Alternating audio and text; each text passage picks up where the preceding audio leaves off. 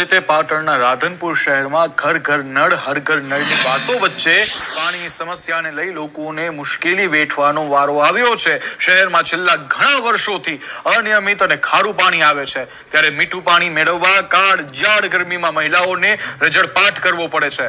મીઠું પાણી મેળવવા માટે માત્ર એક જ સંપ છે।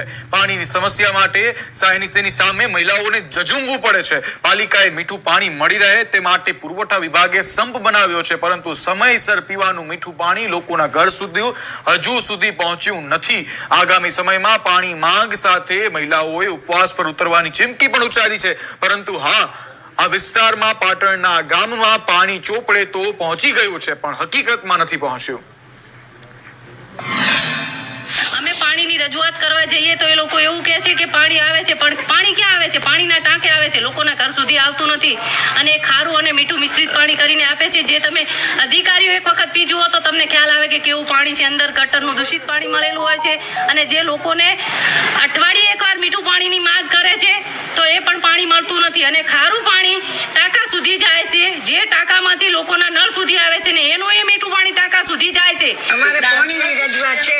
અમારે ઉમરલાયક ડોશીમાં કેમ પાણી ભરવા જઈએ અને માથે બેડા ઉપડતા નથી, અને મારે મીઠું પાણી જોઈએ। રજૂઆત કરી લીધું જાયલા મેં તો નગરપાલિકામાં બધી કોઈ મારો ભરતો નથી। અમે લડી છે, પાણી ભરી આવીએ।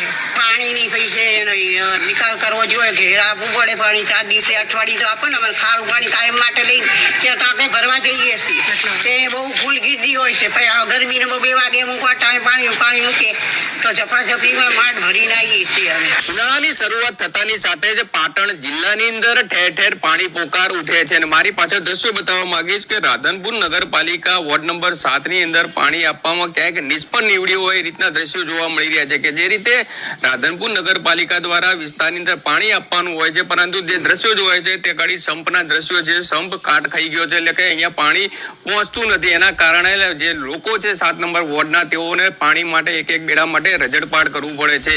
2 થી 3 દિવસ થયા બાદ એક વખત પાણી આવે છે, તે પણ ખારું પાણી આવે છે તેવું સ્થાનિકો આક્ષેપ કરી રહ્યા છે। અને જે મીઠું પાણી મેળવવું હોય તો ક્યાંક તેઓને માથે બેડા લઈને અહીંથી અહીંયા બોર ઉપર રજળપાટ કરવી પડે છે, ને એક બેડા માટે મહિલાઓ જાણે કે બેડા યુદ્ધ થતા હોય એ રીતના પણ દ્રશ્યો જોવા મળે છે। કહી શકાય કે ઉનાળો આવે છે ને પાટણ જિલ્લાના જે ગ્રામ્ય વિસ્તારો છે ત્યાં આગળ પાણી પોકાર ઉઠે છે, ત્યારે રાધનપુર નગરપાલિકા વોર્ડ નંબર 7 ની અંદર ક્યારે પાણી પૂરું પાડે છે તે તો જોવાનું રહ્યું।